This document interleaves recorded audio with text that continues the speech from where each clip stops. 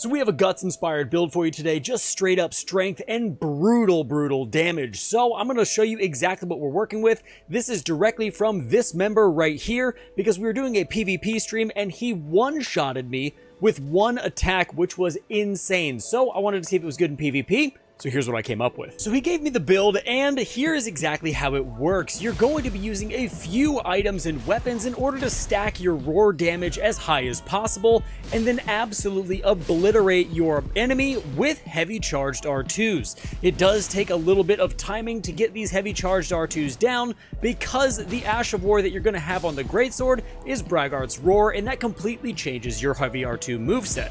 But we'll get right back to that in just a minute. So the first thing we are going to look at is the Talismans, because these Talismans are very important for how the build actually works. So starting off, we are going to have the Roar Medallion. This is going to enhance your roars and breath attacks, and since patch 1.09, it has been buffed to be usable on dragon attacks, but that is for a different video. This is going to enhance Braggart's Roar by 15%, causing you to increase your damage overall. In slot number 2, we have the Lord of Blood's Exaltation, because we've actually put a blood affinity on the Greatsword. This is going to allow you to build up bleed and then proc massive bleed chunks to do devastating damage on your enemies. This is going to increase your attack power by 20% whenever blood loss is in the vicinity. Now, for our third talisman, we're using the Axe Talisman. This is going to enhance our charged heavy R2 by 10%. This is also going to stack with a tier we have later on that we're going to go over in just a bit. And finally, we're going to be using the Bullgoat Talisman in slot number 4 to raise our poise by 33%. The reason you want this is because you don't want to be knocked out of your heavy charged R2s, especially after Braggart's Roar,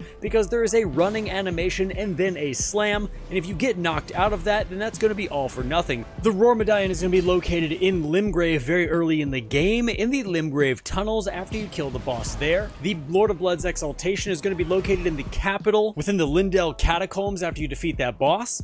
The Axe Talisman is going to be located in the Mistwood Ruins in a chest, and then the Bullgoat's Talisman is going to be located in Caelid, right inside Dragonbarrow Cave. Now let's go ahead and look at the weapons, because you need something to hit your enemies with. So first and foremost, we are going to be using a Blood Greatsword at plus 25 with Braggart's Roar. Braggart's Roar is going to buff you in a few different ways, allowing you to get plus 10% physical attack, plus 10% damage negation for all types, and plus 20% stamina recovery. The physical damage is 341 plus 349. It has a B scaling in strength, D scaling in dex, and a D scaling in arcane, because we've put that blood affinity on it, allowing us to have that 121 blood loss. Attributes required are 31 strength and 12 dexterity, and this weapon can be found right at the beginning of the game within Caelid. If you run directly east and go to this carriage located right here on the map, it will be sitting in the back. The next weapon we're using is going to be the Highland Axe, and this is just going to be in your offhand. You just have to have it equipped. You don't even have to use it at all. But the reason that we are doing this is because the Highland Axe is going to give us a bonus to our roar attacks. In fact, it is going to give us a 10% increase to any roar attacks, and this is going to stack with the Roar Medallions. Overall, we're going to be really pumping a ton of damage into our Braggart's Roar,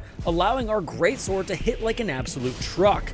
You can find this weapon incredibly early in the game as well in Stormvale Castle. Within the Grafted Scion room, it will be sitting right under a paint. And guys, obviously I want to take a quick second here. Just thank you so much for watching this far into the video. It does mean a lot. Now, if you have not subscribed, feel free to subscribe. Hit that bell notification so you guys can know when we're making more content. We have a ton planned, and the Elden Ring DLC is just around the corner, so you're not going to want to miss it. So with that being said, I appreciate you guys a ton. Let's go ahead and jump into the rest of the video. Now, in terms of the armor set, obviously it's pretty self-explanatory. We have two different combinations here. The first is going to be partially Malekith set with the gloves and the helm, and the second portion is going to be the Knight's Cavalry armor with the Knight's Cavalry greaves.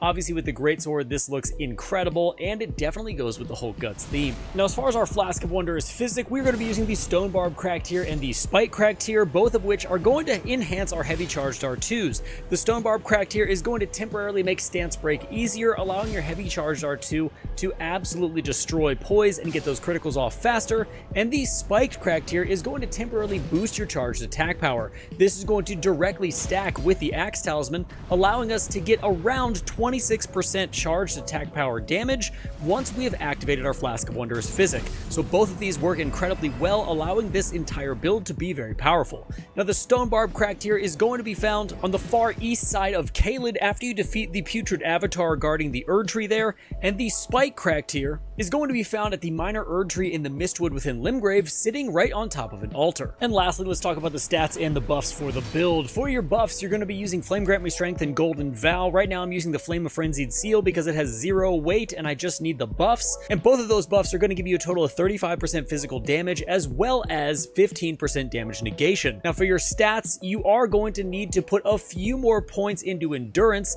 in order to wield the Highland Axe on top of the armor and the Greatsword. But right now, I have Vigor at 51, Mind at 21, Endurance is at 35, Strength is at 80, Dexterity is at 15, Intelligence is at 9, Strength is at 30, and Arcane is at 8. I would take 5 points out of Faith and put it into Endurance, and you should be good to go. I am level 170, but everything you saw here is recorded on New Game Plus 5. Hey guys, there you have it. That is it for our Strength Guts inspired build. I hope you guys enjoyed it. I had an absolute blast playing with it, and I had an absolute blast getting destroyed by it a few nights ago. So thank you so much for watching this far into the video. Thank you for my community for bringing this build to my attention.